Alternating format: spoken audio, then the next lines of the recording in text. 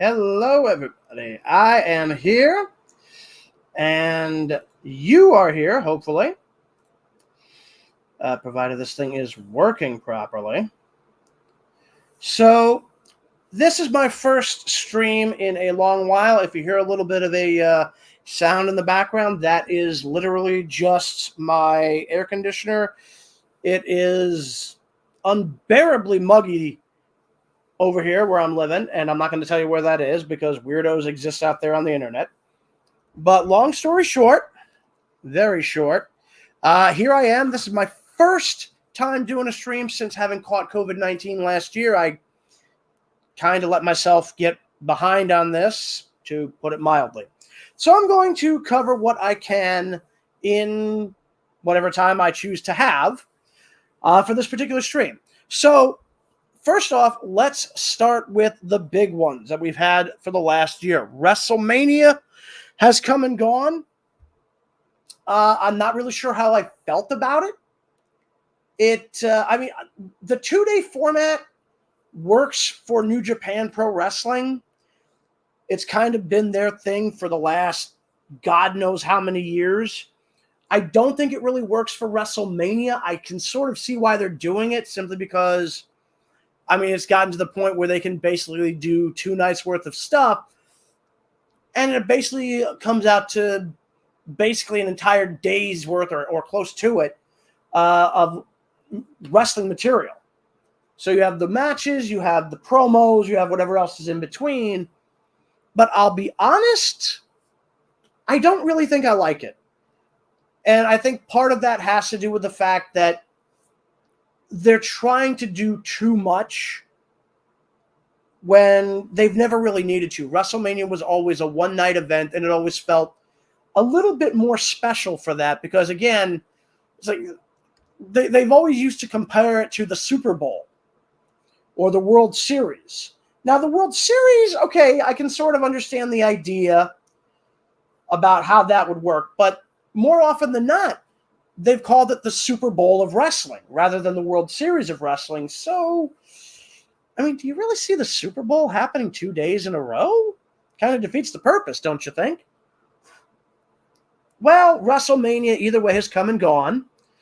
And I'll be honest, I didn't really care for the events that happened. On the plus side, Brock Lesnar is gone, at least for the time being, from WWE. We'll see how long that lasts. I hope it is a considerable absence. Nothing against the man himself. It's literally every time this guy comes in, they give him the world championship, and he buries their top guys. Literally, Samoa Joe should have been WWE champion at some point in his tenure with the company, and he would have been the best guy to take the belt off of Lesnar. He would have been a credible individual to defeat Lesnar and take the championship from him. And they didn't let it happen.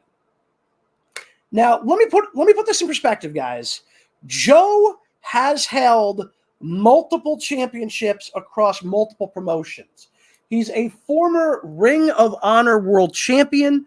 He's a former Impact or TNA world champion, depending on which way you want to refer to that particular title. He has held championships around the world. He has held I believe he's held the Triple Crown of singles belts in Ring of Honor. That's the world title, the TV belt, which he's currently defending, by the way, and, of course, the Pure Championship. This guy should have been WWE champion or Universal champion at some point I think he was there for like almost 10 years, right? And they never give him the belt in all that time? I'm sorry. Vince has a really bad habit of doing this. He basically has pure gold in his hands, and he lets it turn to fine powder and just run out of his fingers. Joe was a legit champion that he could have gotten behind. He was an individual that they could have given the proverbial ball and had him run to the end goal with it. And yes, I realize the football metaphor makes no sense coming from me because I don't even watch football. But again, this is somebody who could have, to use the proverbial term, took the ball and run with it. I'm not going to say he's necessarily going to be somebody on the level of, Hogan back in the day or Flair at his peak, necessarily. But Joe was a solid wrestler. He could fight you in pretty much every style, and he could also bounce off of your style in a way that would make matches more entertaining.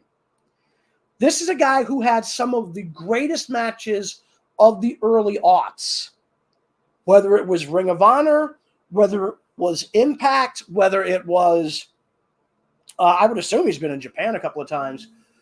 Somebody correct me if I'm wrong about that. I mean, whether it be in the comments or anybody who's in the chat at the moment.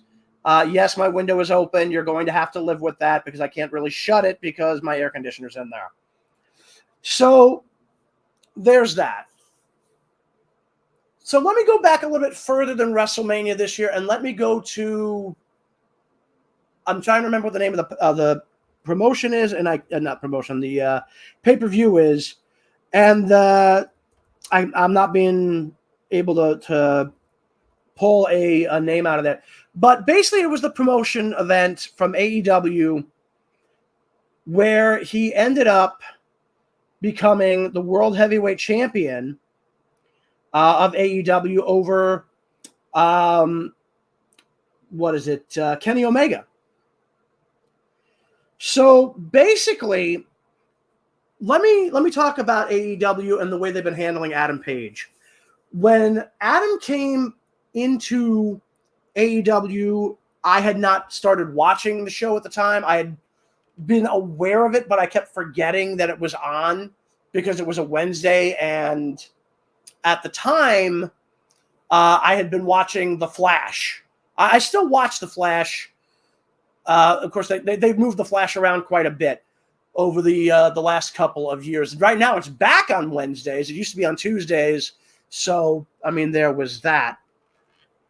Either way, trying to think here.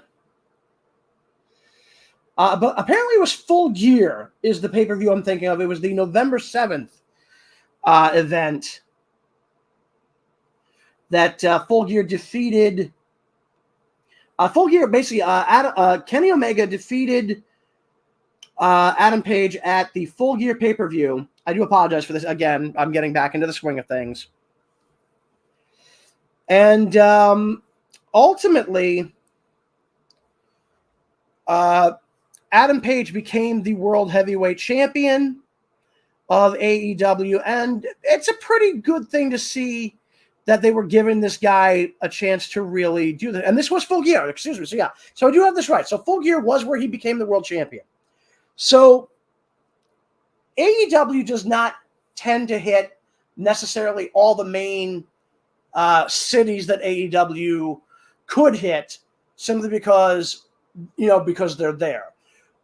AEW has felt more like a resurgence of Jim Crockett Promotions or very early WCW.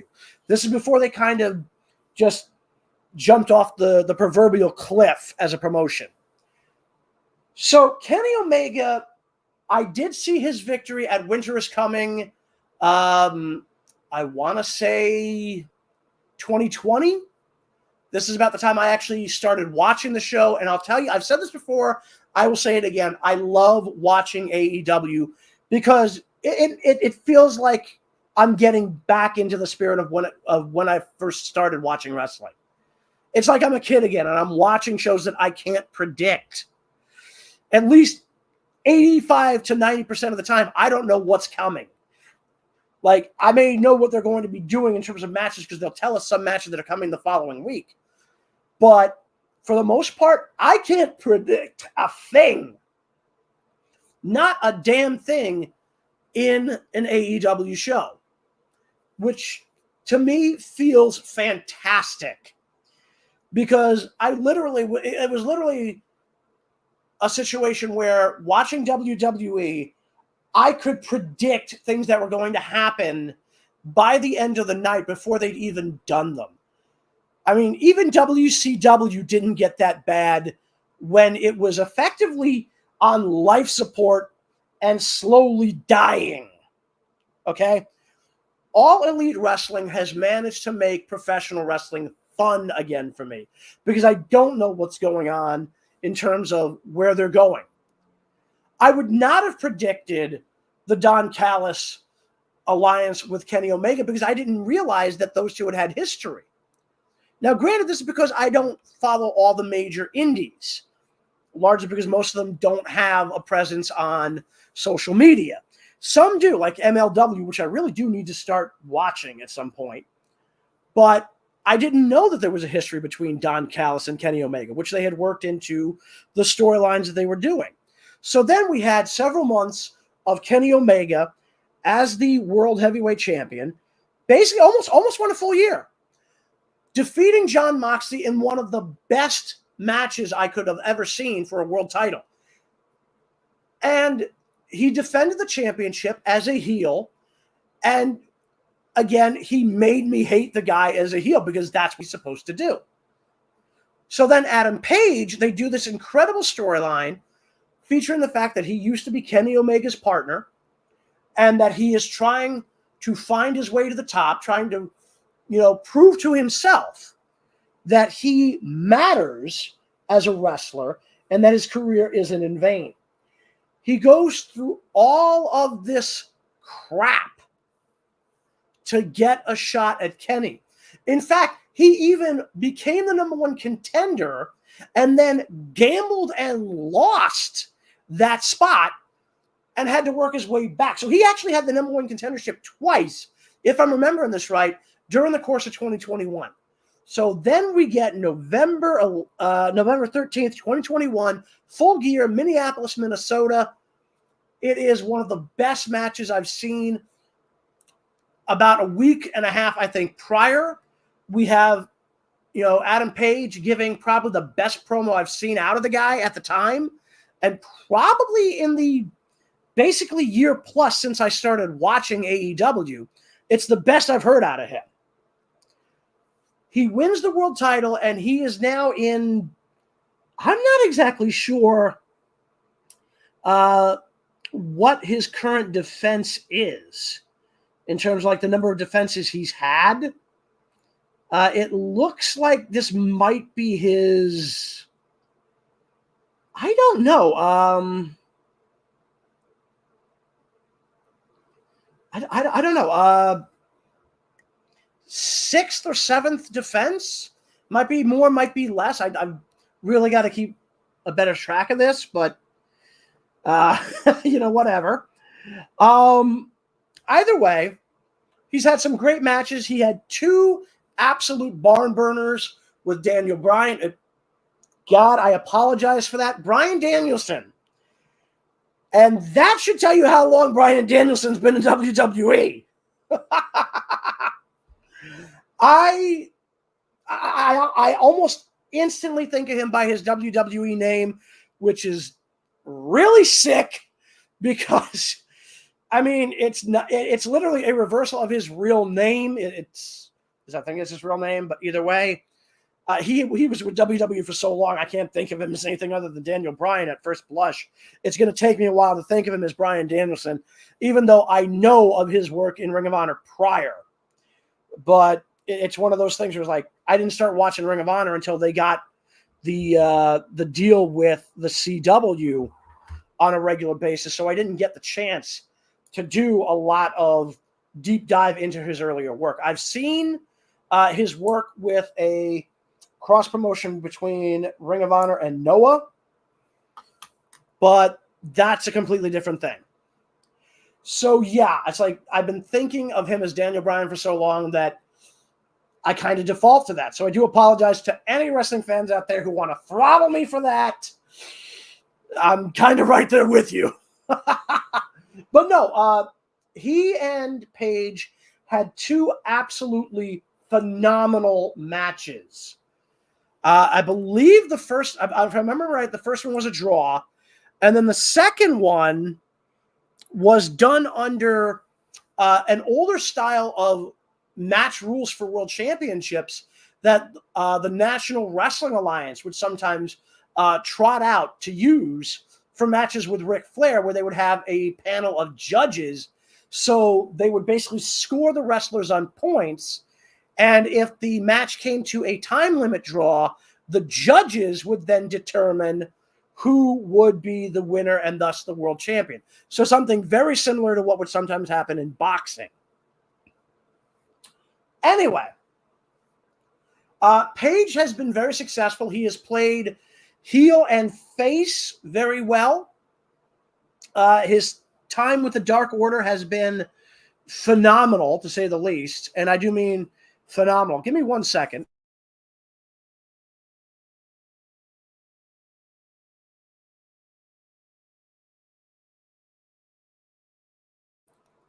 Sorry about that. I had something in my throat. And you didn't need to hear me trying to get it out. Anyway, Page has evolved as a wrestler.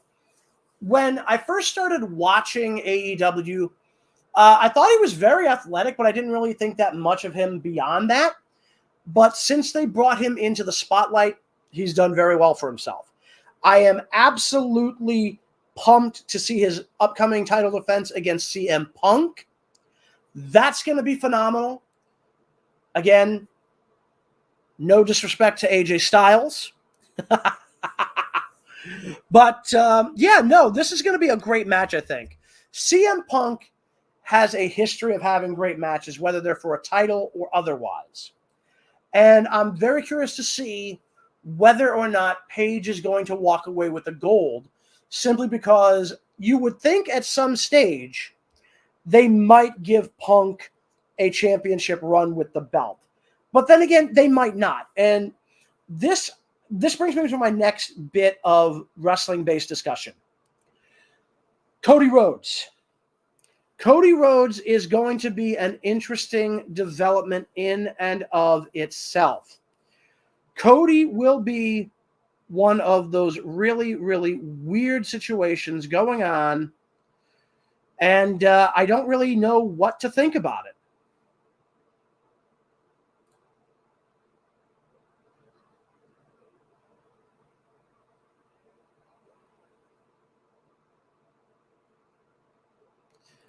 So, give me a moment there. I just had to deal with a couple of things there. But, Cody Rhodes is an interesting situation. Cody had basically been with the company since it started. He was an executive VP. And basically, it seems that Tony Khan had been stated to have some kind of plan in mind for the World Championship for several months, maybe even several years to come. And apparently, they did not include Cody.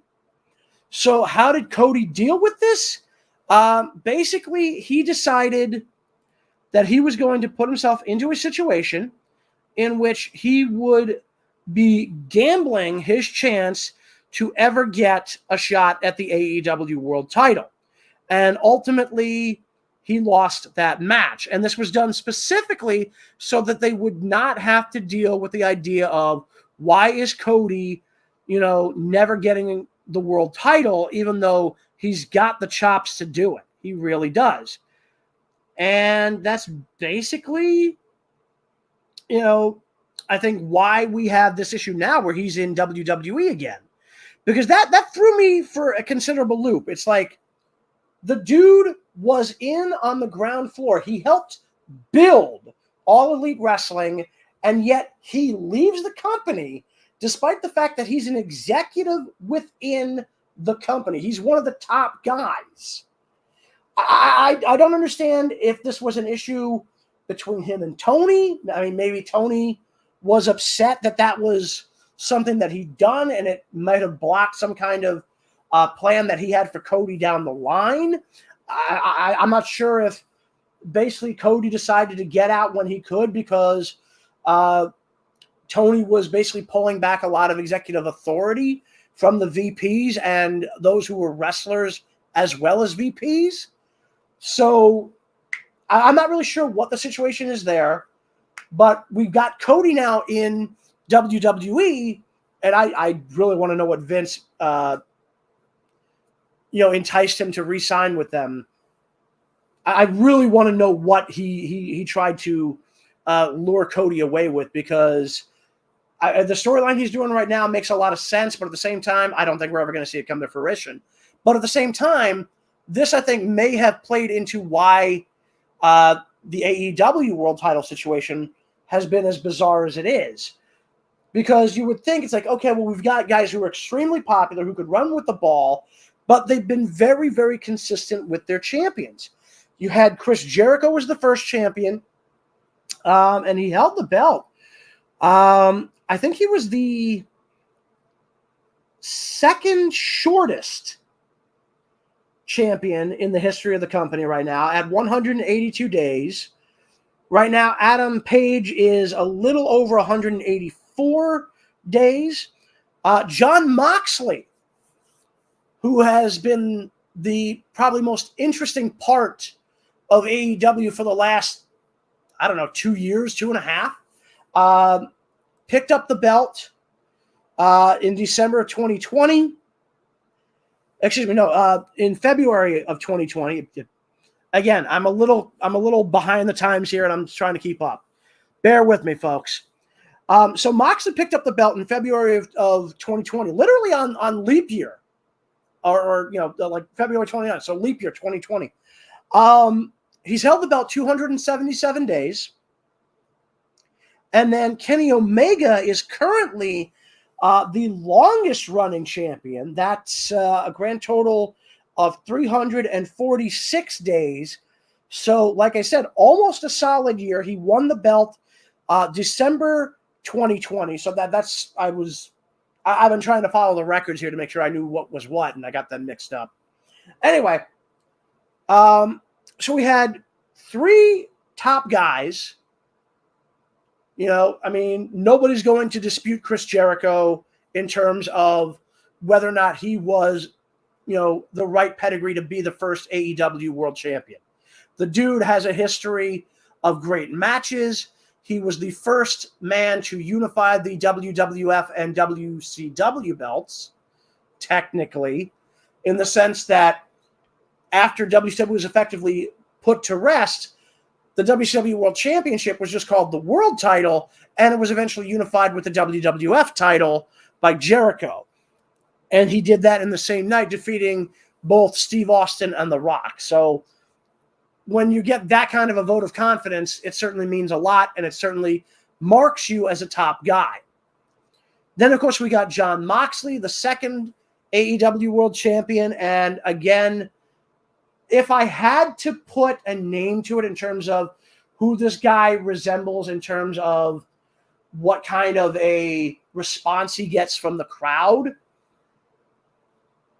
we've got Sting there. So, we have Sting.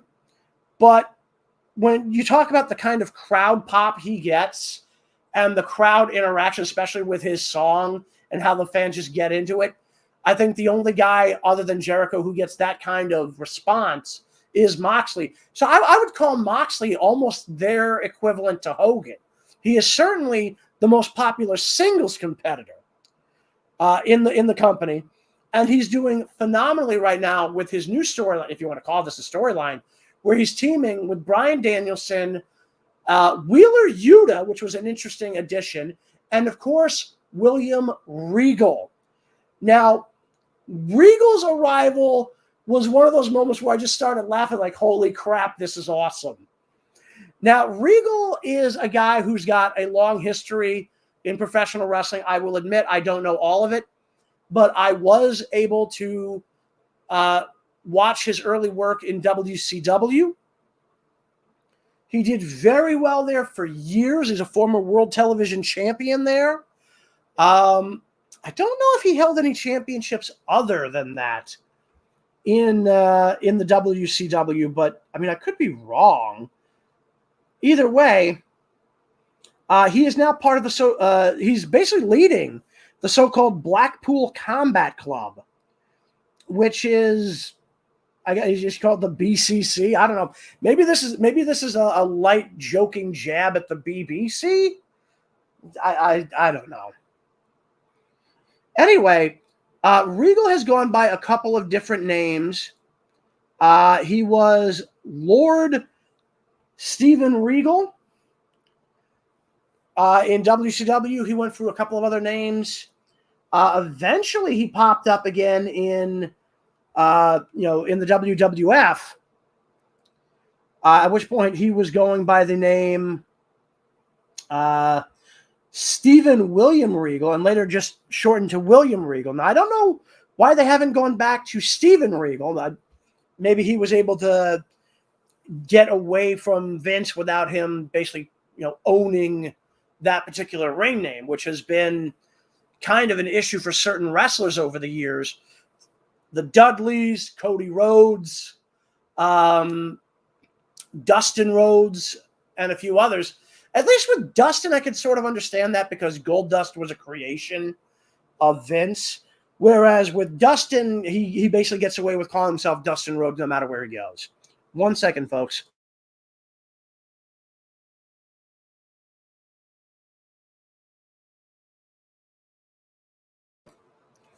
Sorry about that. Another buildup in my throat.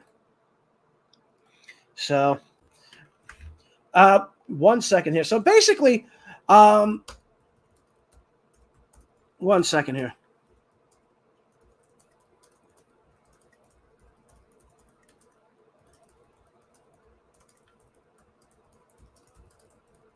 So yeah, sorry about that. Had to answer a quick message on Discord. By the way, for those of you who are on Discord, yes, I'm on Discord as well. I am currently running a fan server for Clownfish TV. So for those of you who basically there, so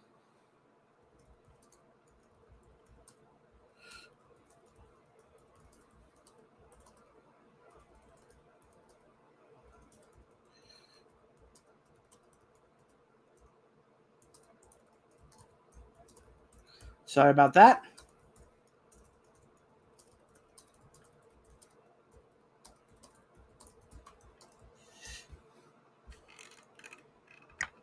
So yeah, basically the thing with Moxley and the Blackpool Combat Club and William Regal is a lot of fun stuff. And again, I'm not sure why William Regal was calling himself William Regal, but again, I suspect that might be because he didn't have to worry about the trademark issues that Vince likes to play with some of his wrestlers. This is, by the way, I think why Rob Van Dam got away from him with that. Because for anybody who has followed Impact Wrestling, TNA Wrestling, whatever you want to call it, you'll be aware that he did, in fact, jump to that company and was able to call himself Rob Van Dam. Now, again, a couple of wrestlers do have this as an issue that Vince has caused for them. The Dudley Boys are one of them. Cody Rhodes was another. In fact, he kind of got into a war with Vince from AEW, and now, of course, he's over in WWE again. But the Blackpool Combat Club, let me get back to that real quick. These guys are awesome. You got Jon Moxley, the former Dean Ambrose of WWE, 1/3 of the Shield, and arguably the most entertaining character in it. Former world champion in both of those promotions. You got Bryan Danielson, and again, I do apologize for earlier where I called him Daniel Bryan. I am still so used to thinking of him by that particular ring name that I should probably kick myself with a tire iron for that. And yes, I realize you can't kick yourself with a tire iron. That's how much I want to break the laws of physics for this one. Anyway, the Blackpool Combat Club was then joined by Wheeler Yuta, who was a Japanese wrestler. I think he's actually on his American tour. That some Japanese wrestlers will make excursions to other parts of the world to kind of fine-tune their skill set and probably pick up a gimmick. And I do believe that Wheeler Yuta might be in that kind of a situation, but don't quote me on that. I'm not entirely sure. I've got to go back and really get a look into his history and find out where he comes from in terms of his wrestling history. So you've got these three together, and they're working very well under the tutelage of William Regal. Now, I'm very curious if Regal has basically decided he's a manager permanently at this point, because it doesn't look like he's getting into the ring. But either way, it is still pretty damn awesome to see these guys together. I want to see what they're going to do with them. And more to the point, I want to see what their ultimate goal is for the Blackpool Combat Club. I have heard rumors that AEW wants to institute a Trios Championship.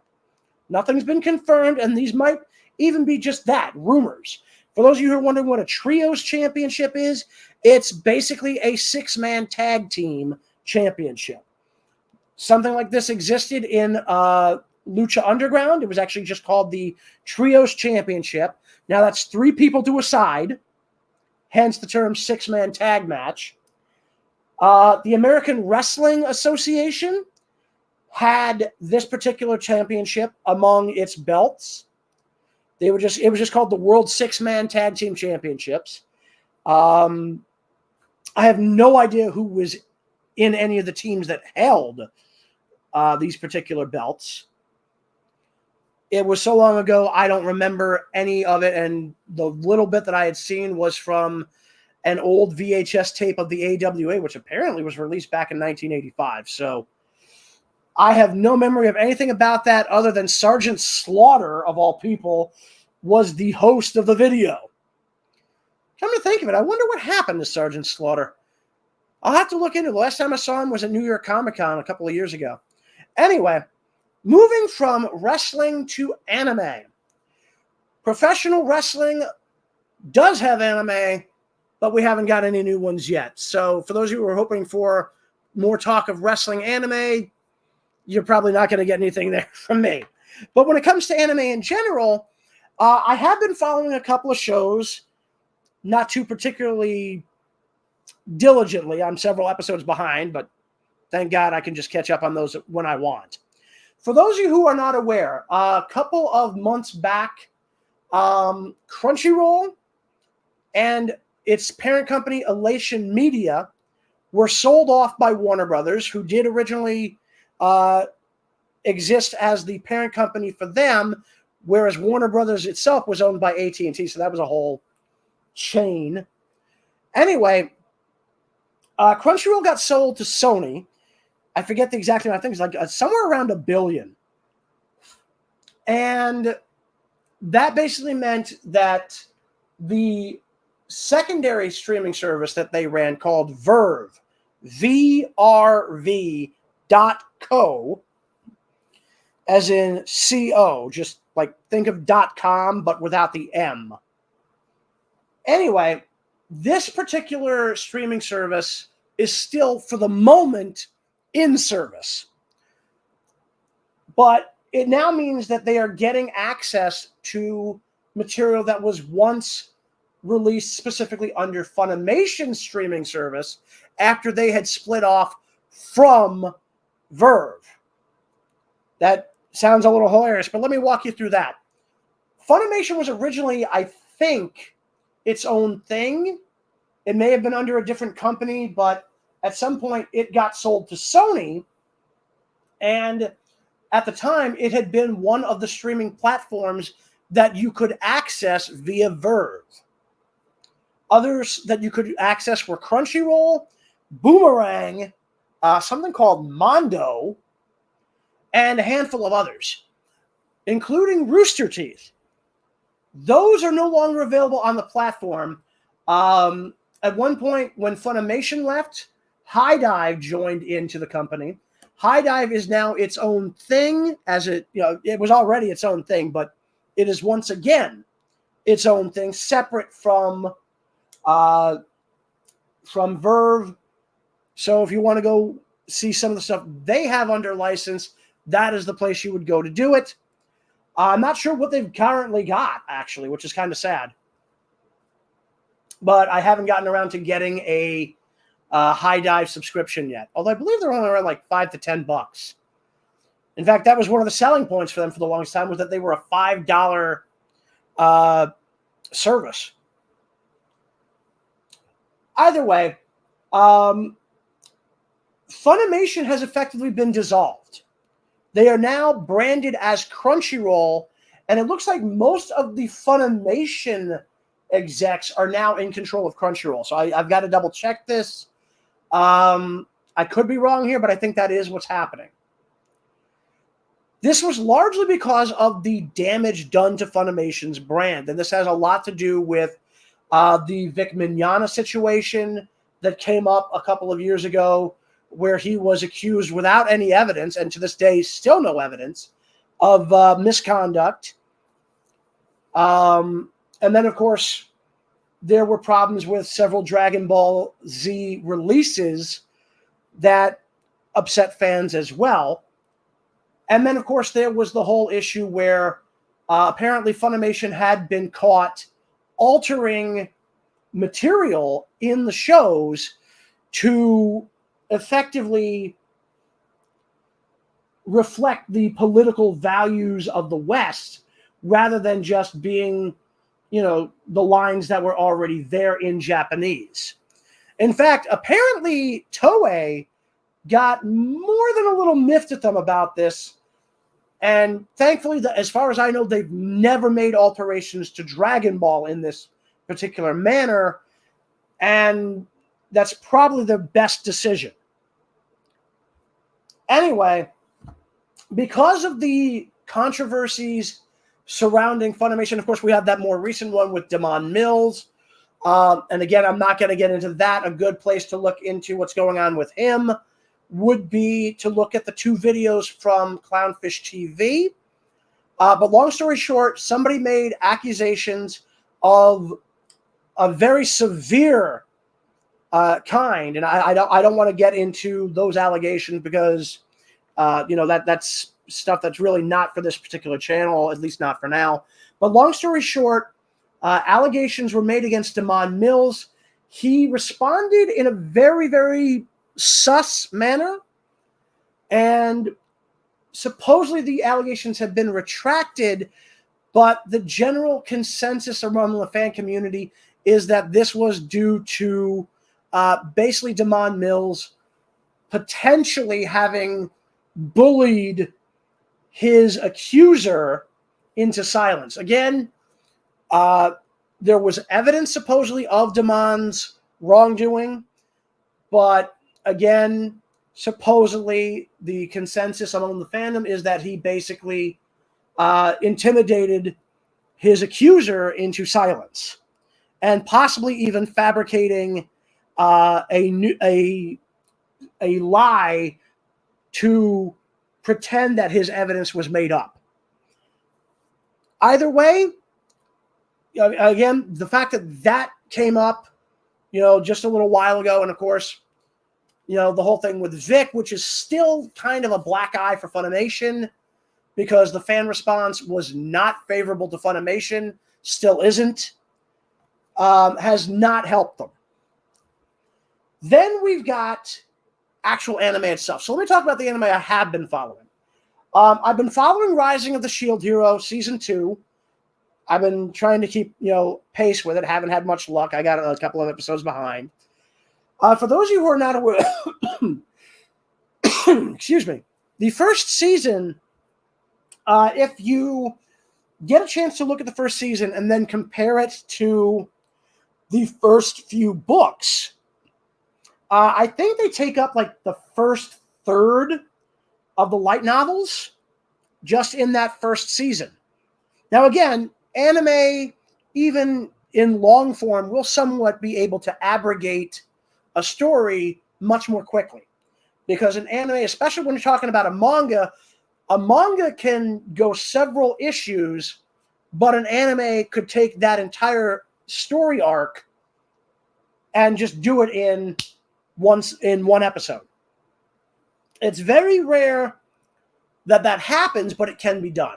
Now, with light novels, it's somewhat similar. Because if you're just adapting a single book or even a couple of books, you can theoretically chew up a good amount of the series that you're adapting very quickly in anime.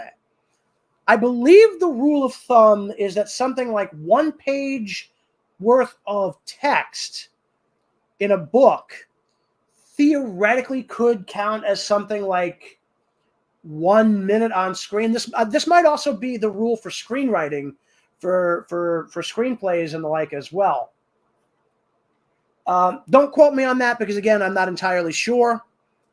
But yeah, I mean, like from what I've been able to understand, the first season chews up a good third of the series of the light novels. Now, the books are finished. The web novel, which is where it started, is just what it sounds like. It's a novel written on the web. The light novels were adapted from that, and I believe I've been told they made some kind of changes between the web novel and the light novel. Then you've got the manga, which is making its own deviations from the original story. And then, of course, you have the anime. Now, I'm not sure what the anime is specifically adapting, but even if they're adapting the manga, then they are still just blazing through the book series altogether. Because, again, the first season takes up that entire first, I think, third of the series. Not one book, but the third of the entire book series. I forget exactly how many books there are in the Rising of the Shield Hero, but it does feel like they've gone through quite a bit of the series altogether. The series basically, is like how many volumes do we have here? 22. And I want to say the first, 5 to 6 or so were basically adapted by the first season of Rising of the Shield Hero. So give that, some thought. So basically the first volume, second volume, third volume, I want to say like the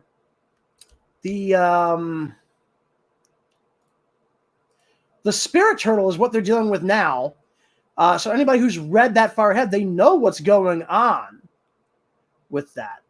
So as far as I can understand, I think we are looking at book 5, I want to say. Book 5 or book 6 might be where season 2 is starting from.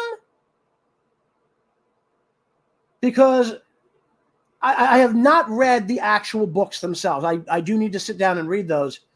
So let's see. Nope, we've got it. We got the Spirit Tortoise in book 7, it looks like, according to what I'm reading here. And again, somebody can leave this in the comments if they want as to exactly what we're looking at. But the Shield Hero anime is very much eating up the book series altogether. Now, assuming that season 1 basically eats through the first maybe 5 books, and I think it is the first 5 books, that basically means, again, like we're talking 22 novels of the light novel series. So that's really an impressive bit there. So for them to go that far into this thing that quickly, again, I mean, we're looking at like about, all right, so maybe a quarter of the way. Either way, to get that far through the volumes is pretty impressive. And we're looking at the second season now. The second season right now is basically going to think, if this follows the similar path that the first season did, then we're talking 6, 7, 8, 9, possibly up to volume 10, because they're still in the Spirit Tortoise situation. So that being the case, we could be looking at some very interesting things here. 1 second.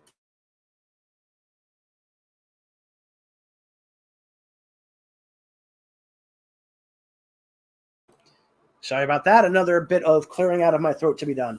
Anyway, so they're still looking at the Spirit Turtle. We could see that entire story arc, which looks like it's a good 5 volumes, be told very quickly in the second season of Rising of the Shield Hero. which means if they let's say they end at around book 10. All right. Now remember, they stopped at book 5 in the first season. Or at least that's pretty much where I think they stopped. So then they get to book 10. So that means they're already halfway through the series and they've only done 2 seasons. Now, again, let me point this out to you. A light novel series is much different from a manga series. Now, a manga is probably a lot harder to adapt, in my mind, than a light novel series.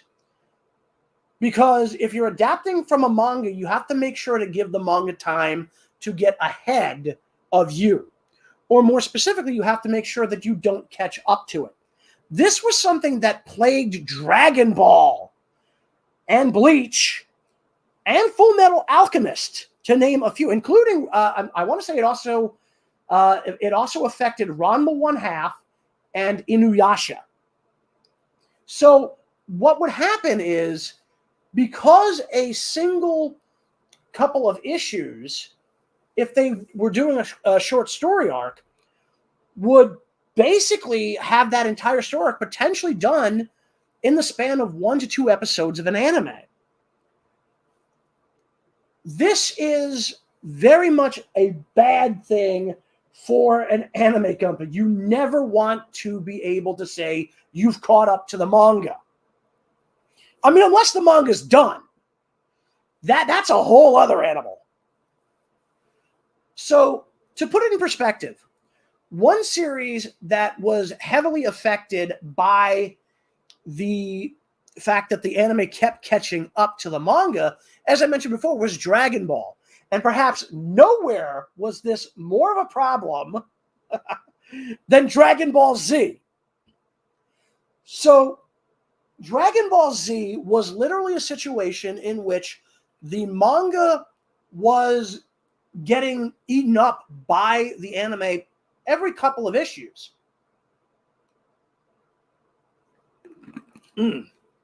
Let's see here. So, 1 second.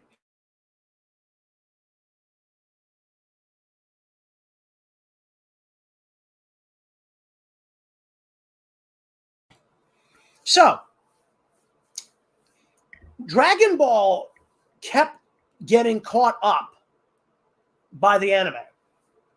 Now, this is not as major a thing in the original Dragon Ball manga. But when you got to Dragon Ball Z, oh yes, this became a thing. In fact, this was the result, or I should say, this resulted in basically 2 very odd filler arcs, which were basically done to give the manga time to get ahead of them again. The first is the fake Namek saga. Now, I don't know if this was in the manga, and I'm going to say probably not, because it looks like it was just a straight shot to Namek. But the problem was they were very, very close to getting caught up to by the anime again. So they decided they were going to do this little side arc where Bulma, Krillin, and Gohan are fooled into thinking they have found Planet Namek, and it turns out it's, obviously not Planet Namek, but in fact they're being basically fooled by a pair of, I'm not sure if they were psychics or illusionists. It's been that long since I watched the fake Namek arc. Anyway, this was largely to allow them to have some time for the manga to get ahead of them and do a little bit more story, so that this way they could then move on to try to catch up, but they never wanted to completely catch up. So that basically was a problem for them, because the fake Namek arc only lasted a few episodes, and they were basically very, very, very off on how long it would take for Akira Toriyama to really get a good amount of story out before they could start following along the actual story path again.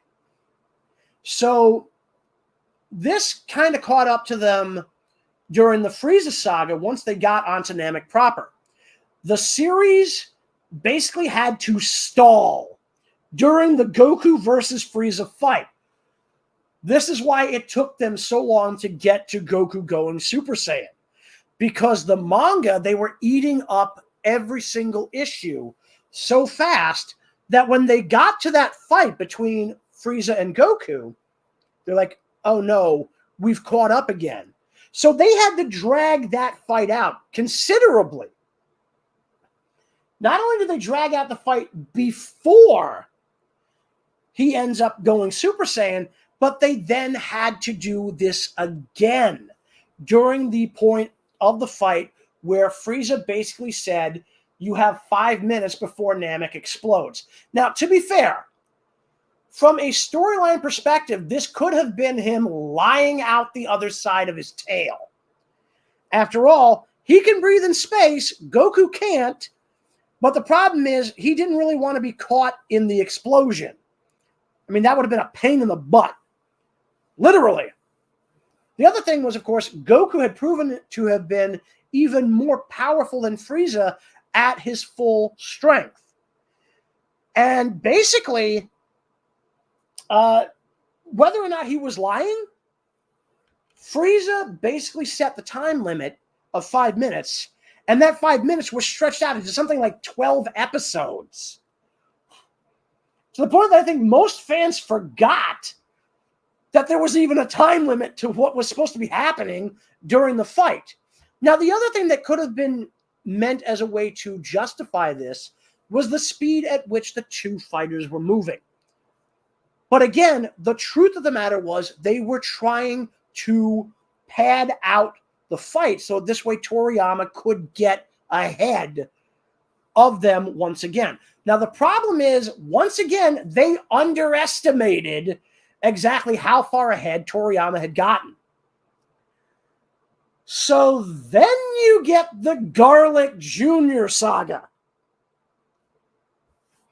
And this was probably the weirdest thing ever. Because at least for the TV show, it effectively canonized one of the films in the sense that it was a movie that was connected to a filler arc. But it was not canon to the overall story. It's one of those things I'm not even really sure how to explain, because even trying to understand it gives me a headache. But anyway, Garlic Jr. was something that basically went for several episodes, almost a full season. And again, this was done so that they could get to the point where Toriyama had gotten far enough ahead of them again that they could follow along. And this time, for the most part, as far as I can tell, it worked. I just said this for the most part. I'll get to that in a little bit. Once they had gotten done with the Garlic Jr. saga, they immediately go into the beginning of the Android saga, where they introduce Trunks, and they begin getting ready for the Cell saga. Now, by that point, I do believe Toriyama had gotten to the early parts of the Cell saga by the time they were adapting the early appearances of Trunks, and thus the beginnings of the Android saga. So as far as I'm aware, there was no filler up until maybe a few issues after the announcement of the Cell games. Because we did get 1 or 2 episodes where we saw Gohan running around, still in Super Saiyan form, trying to acclimate to that particular state of being. And I think that was only 1 or 2 episodes tops, so that's pretty good in terms of keeping things reasonably under control. Now, we did get another filler arc in Dragon Ball Z, because after the events of the Cell games, they had kind of caught up again, and then there was also another problem, which was whether or not to have Gohan become the new main character of the show. Now, according to rumor, and this is rumor only, and how truthful it is, I don't know. It's been talked about on and off for years. But the basic idea is that supposedly there were 2 times when Toriyama wanted to have Gohan become the main character of the series, and editorial supposedly overruled him and said, no, we want Goku back. Because apparently the fans wanted Goku back, and they were just not willing to give him up. The first time was during the end of the Frieza saga. Supposedly the rumor was that Goku would have become the only Super Saiyan, and he would have died along with Frieza on Namek. This was also partly why some people have said that the Garlic Jr. storyline may have also been done because, again, not only were they caught up to the manga, but, again, supposedly Toriyama had wanted Gohan to become the next main character. Whether or not that's true, I don't know. But if that was the case, then the Garlic Jr. saga may have been a test bed to see whether or not he was popular enough to carry the show and thus the manga on his own. If that was what they were doing, then holy hell did he fail. Because, again, Goku came back almost immediately with the Trunks storyline and the Android saga and eventually the Cell games. Now, the other time that supposedly Toriyama wanted Goku to finally, pass the torch was after the Cell games.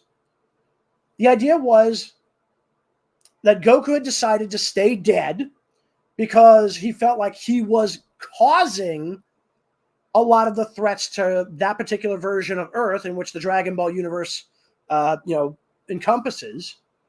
And he basically said, yeah, all these guys seem to show up because of me, so I'm just going to stay dead. With the idea being that Gohan and the surviving members of the so-called Z Fighters, as we know them here in the U.S., would basically now become the protectors of Earth. Gohan had established himself as becoming, at the time, the most powerful being on the planet, if not the galaxy.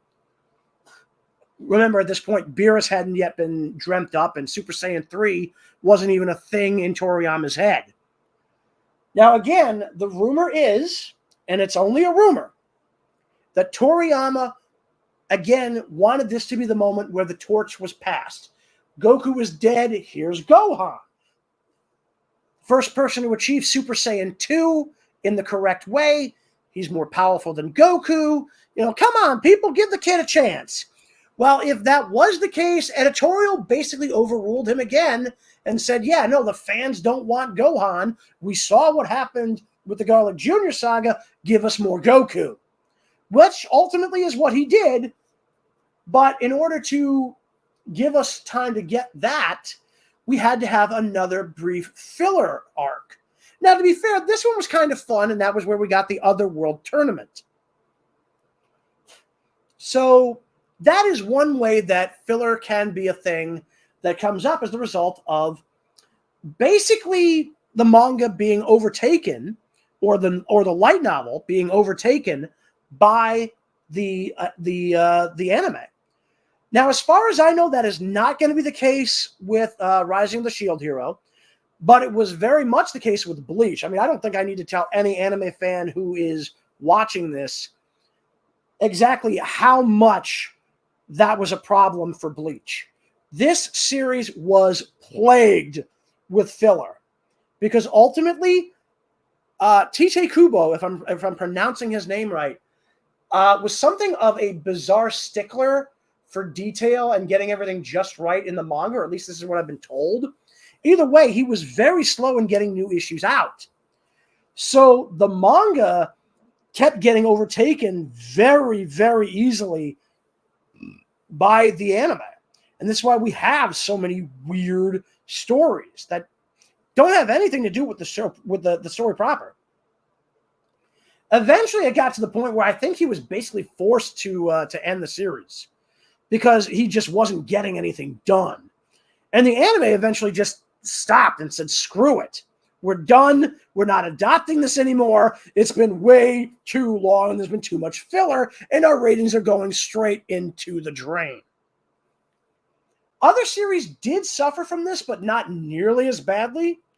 I do know that Full Metal Alchemist had a rather unique situation. This was another series that had, I believe, been adapted from a light novel, which itself was eventually adapted into into a manga, and then, of course, we have the anime itself. And I don't know if they were adapting the manga or if they were adapting the light novel. I honestly don't remember which even came first, whether it was the novels or the manga. But either way, the creator of Full Metal Alchemist basically gave her blessing. And I believe it's a woman. I really got to double check. I don't remember if it was a man or a woman who wrote this. Either way, the author gave their blessing to the anime studios, which I think that's Production IG, but somebody source checked that one for me. I might be wrong. Anyway, the author said, "Okay, this is going to take a while. Do your own story." And that's literally why we have two very different iterations of Full Metal Alchemist in terms of anime. You have the original anime, which started out almost identical to Brotherhood, which was, of course, the latter anime and the original story, but then it goes completely off in its own direction. I'm not exactly sure at what point, but at some point, yeah, it does kind of just go off on its own and does its own thing. This was also how we got the movie Full Metal Alchemist, The Conqueror of Shambhala. Now, say what you may, do what you will. I liked that film, and it was the result of basically them creating an original story after a certain point. What ultimately happened with Brotherhood was it was much akin to Dragon Ball Z. When Dragon Ball Z Kai was released, it was, here's the original story, no filler, boom. You just get the entire original story without anything else to worry about. You do not have that issue with Full Metal Alchemist Brotherhood or the original Full Metal Alchemist, because fans loved both. There was no complaints as far as I know about the original Full Metal Alchemist anime. Shambhala was a coda, I guess you'd say, to the original anime, and then you have Full Metal Alchemist Brotherhood. Now, I do know that Brotherhood does have its own film. I believe that's The Sacred Star of Milos. Somebody tell me how that's pronounced. I'd love to know. Long story short, filler can sometimes be a good thing, but usually isn't. That kind of basically brings me to the end of my rant about filler. I know we went on a tangent here. But so here's the next thing to think about. In terms of anime, like I said, I've been following Rising of the Shield Hero. I do like the story, although, like a lot of people, I do think right now season 2 has some pacing issues. So I hope they get that fixed up before the end of the season, or at the very least that when and if they get the third season, and I can't imagine them not having a third season at this point, that they fix those issues in the third season, because the first season was done very well pacing wise. Now, another series I've been following, and I think it actually has already ended for the season. I might be that it's getting a second season. I don't know. I couldn't prove it, honestly. Is called Q. C-U-E, as in like a song cue or a verbal cue, that kind of thing. And this is, if you liked the anime Shirobako, which again I recommend to anybody who wants to see a little bit more about how anime is made, because that's literally what that's all about. It's literally an anime about people who make anime in all levels of that particular profession. Q, by comparison, is specifically about primarily voice acting, and I believe it follows something like 12 to 16 young girls of late teens to early adulthood who are trying to get their careers as voice actresses off the ground. By comparison with Shirobako, it is much more specialized because, again, it's dealing primarily with voice acting or things tangentially related to it. By comparison, there is very little discussion about the actual anime itself in terms of how it's produced. But again, if you like Shirobako, and I do recommend you try to find that if you can get it on DVD, the entire series and the movie have been released in the US. Although the movie has been released by a different studio, I don't know if Sentai Filmworks still has the overall license for the show proper. In which case, if you can get your hands on the dub of Shirobako, do it. I don't care if it's on Blu-ray. Take the time to get the damn thing and then get a Blu-ray player. I have the DVD of the original series, which unfortunately is sub-only.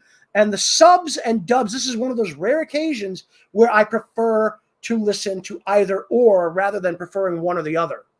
This is one of those few shows where I can listen to the sub and read the subtitles, or I can watch the dub and just enjoy it without the subtitles, because while I don't necessarily know the voice actors all that well, the story is great, the acting is solid, and again, if you've got a show you can enjoy either subbed or dubbed, it's a rarity, and I will recommend that to anybody, and I mean anybody who wants to watch an anime about how anime are made, if you're interested in learning about the process without necessarily having to fly to Japan and try to make a living there, which you will not be able to do because, sadly, most anime creators, especially artists, in fact, I think very particularly the artists, do not make a lot of money, and they are almost criminally overworked and underpaid.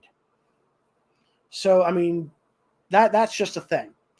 Anyway, so Q, like I said, it's basically a anime much like Shirobako, but it is specialized. It is about specifically acting. And again, if you like Shirobako, you'll probably enjoy this, even if it might not be to the same level of enjoyment. Because again, if you're more into the broad strokes, you're going to love something like that. Specifically in terms of like the series when I'm talking like Shirobako, that's broad spectrum. That covers everything. Production, direction, storyboards, scripts, the actual animation, and yes, the voice acting. By comparison, Q is going to focus on acting of most types, primarily voice acting, because again, that's what all these characters in the show are aiming to do, is become voice actresses. Again, it's a fun little show. I do enjoy it. I believe there's 18 episodes out currently, and I think that might be it for the season. I don't know if there's going to be a second season.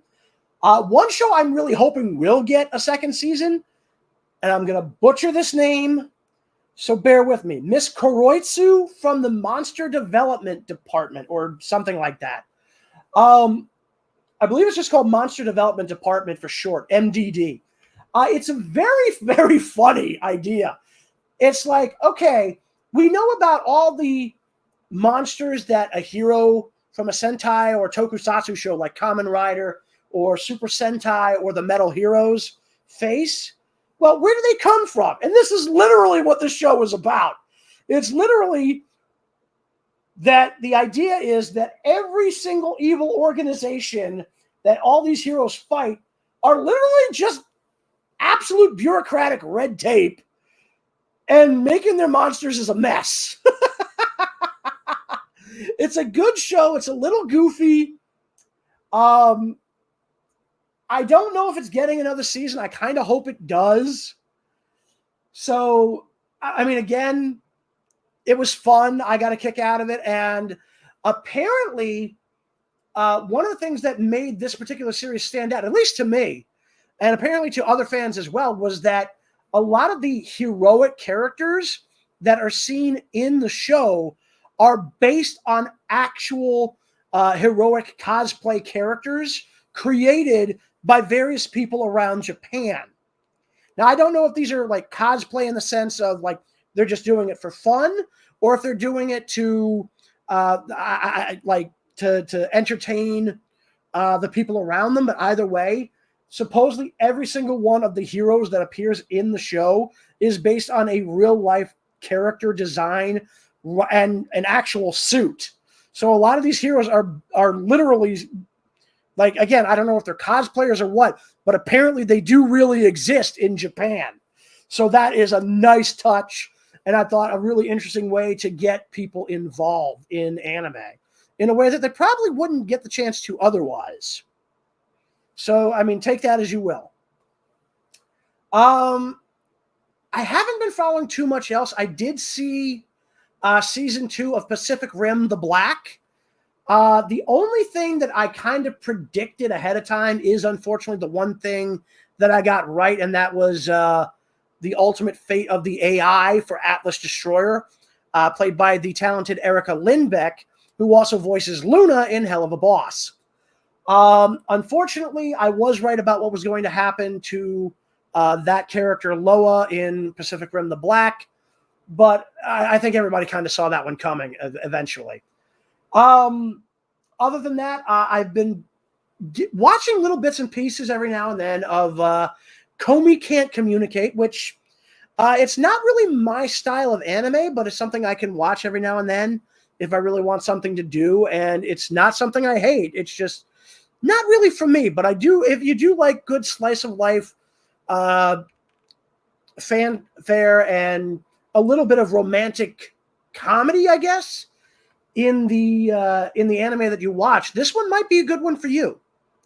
I'm also more or less trying to look into a new show that Netflix just picked up called Vampire in the Garden. I don't really know anything about this. I saw a reference to it from an email in Otaku USA that I saw literally like the same day that it dropped on Netflix. So go figure.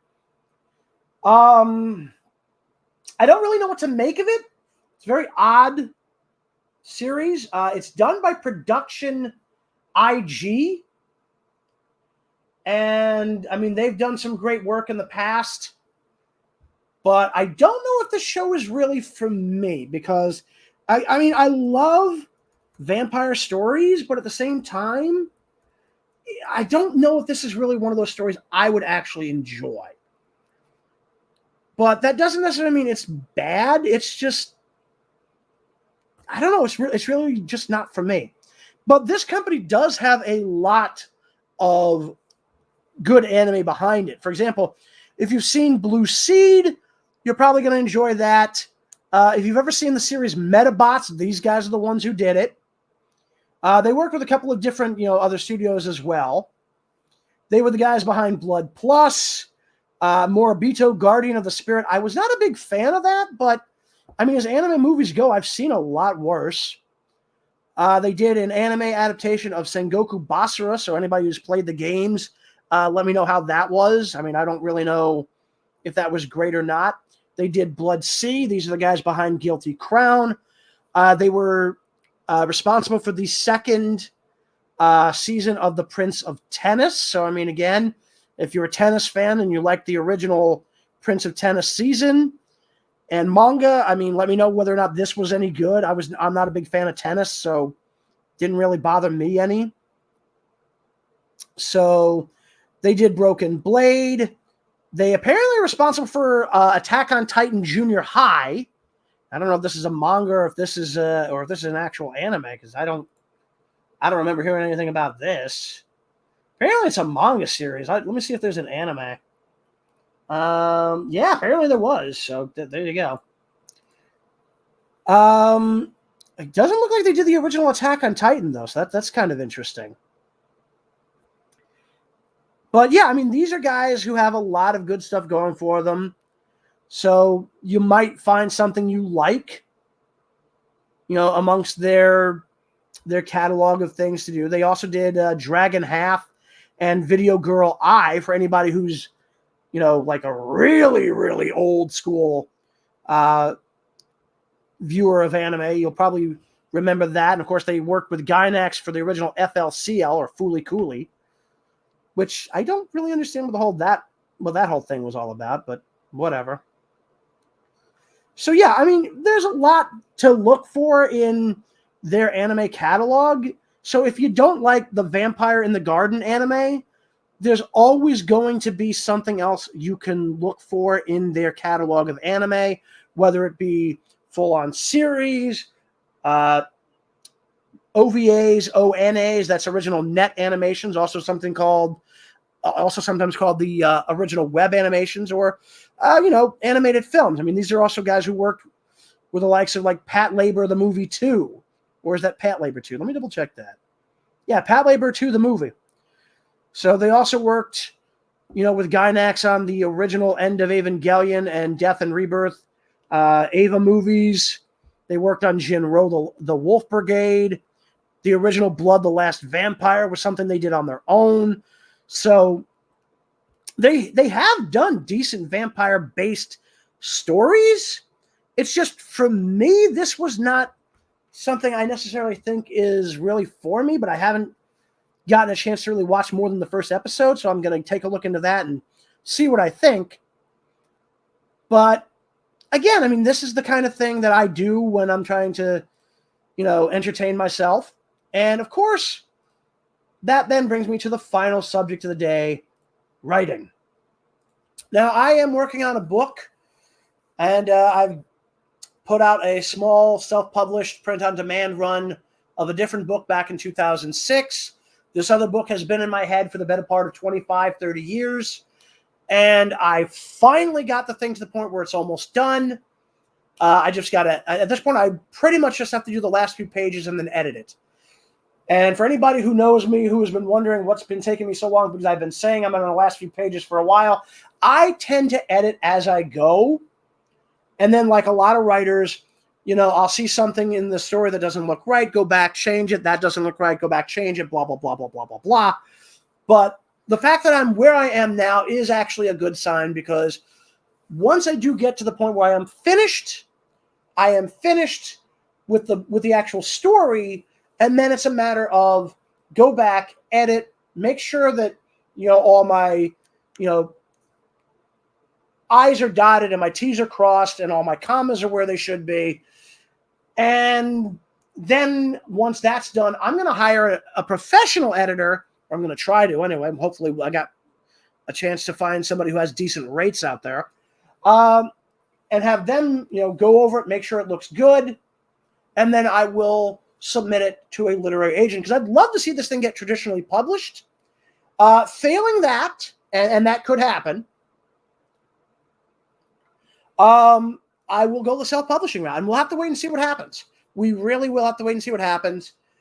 Fingers crossed that I can get this thing done on traditional publishing, but let's be honest here, that's always a competitive market. But I want to say, and I'm going to say this now to my fellow writers out there, anybody who might be listening to this who is writer, good Lord. You can tell I'm having a moment.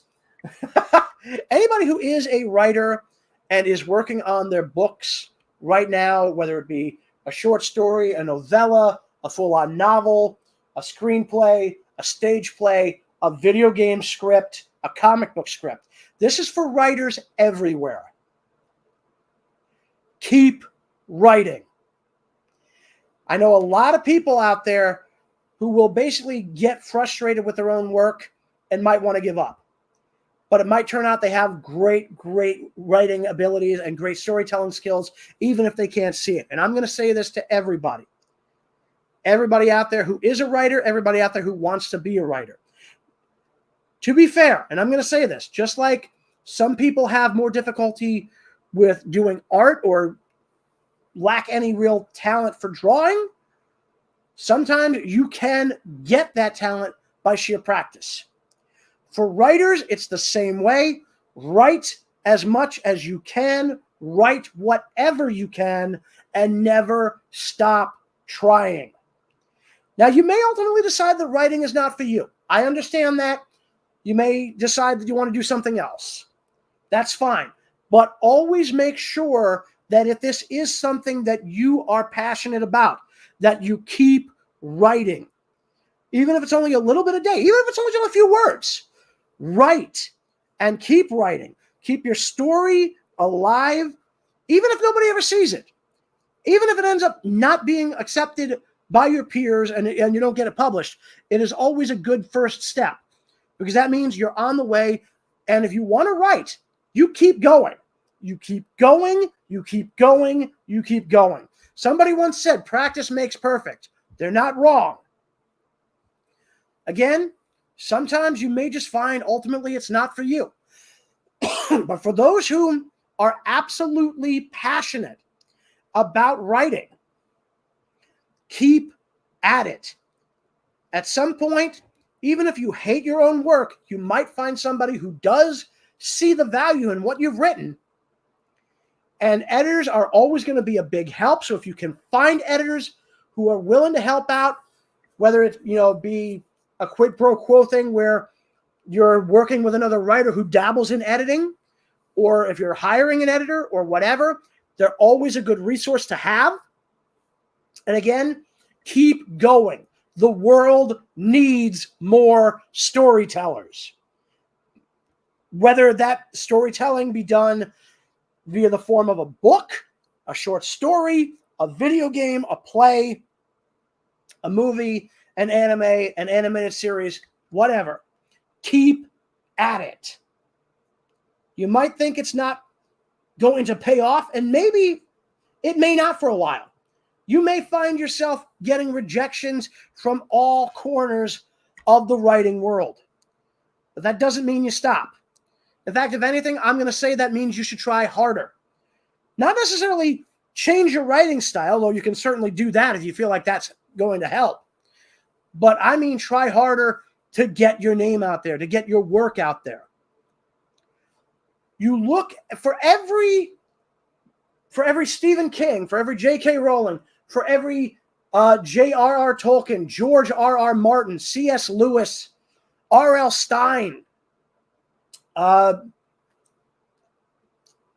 Dean Foster, Mark Saraceni. I mean, I don't know how many people know Saraceni, but I know him from the Godzilla novels. Sue me. For every one of these guys or gals who find success in the writing business, there are others who don't. But there are still those who do make it into the publishing scene, even if they don't become household names. If you do get into the book scene, whether by traditional publishing or self-publishing, that's a plus. If you manage to make your own animated series, congratulations. I mean, especially if you're a writer, director, whatever you're doing, if you're writing it and you're working with somebody else, that's amazing. If you're helping to create a video game and you're the writer for the game in terms of the story, that's amazing. These things can't exist without you. So write, tell your stories, figure out what stories really are the kind of stories you want to tell, because only you can tell the story you want to see written. Nobody's going to write it for you. You might find stories you're going to enjoy, but only you can write the story you want to see written. You can't guarantee somebody else is going to do it for you. You certainly can't depend on somebody else to do it for you. You got to do it. This is why a lot of people who do fan fiction, I'm going to say this right now, as weird as this sounds, for those of you who are writing fan fiction, you actually have an interesting starting point, but if you keep at it, you could become a professional one day. Just please, please, please don't turn into the woman who created 50 Shades of Grey. Dear God, please don't. It's bad enough that Twilight exists. The last thing we need is a BDSM fanfic based on it getting its own book series and movie series. And yes, that is literally what 50 Shades of Grey is. It started out as a Twilight fanfic based around the BDSM community, and it literally pissed off the BDSM community, and from what I gather, for good reason. And yes, it started out as a Twilight fanfic. That's how disturbing that is. Fanfic is a good place to start cutting your teeth on being a writer. And if you can create your own original characters and find a way to make them work for you, so much the better. But again, I'm going to say this to every writer out there who is absolutely passionate about what they do and who wants to make their mark on the world. Keep going. Keep going, and don't let the rejections, and you're going to get a lot of them. Don't let them keep you down. Don't let them get you down. You have other options beyond the traditional publishing sphere these days. But if you can get published traditionally, it takes a lot of the weight off of you. And either way, regardless of what part of the writing world you're in, novels, short stories, novellas, comics, screenplay, stage play, video scripts, or video game story script, you are helping to create new stories or to further old ones. And for that, for your work, I want to say this. Thank you. The world may not say it enough, but the world needs more storytellers. And I, as somebody who has been an avid reader from the age of 5 and a writer myself, I want to say to all you out there, I appreciate the effort you put into your stories, and I want to see more of them. Keep writing. Keep learning the craft. Keep enjoying what makes you happy about writing. You will get there. You may not finish the line where you want. You may not get the worldwide fame, but you'll be out there, and somewhere out there, you're going to be somebody's favorite storyteller. It may be only one person, but sometimes one is enough. And that is pretty much where I'm going to end this bizarre little ramble, I think, in the next, 5, 10, 15 seconds. So for those of you who were here, thank you very much for being here. And for those of you who will be seeing this later on, all I can say is I hope to see you next time. Take care. This is Warwolf, howling out.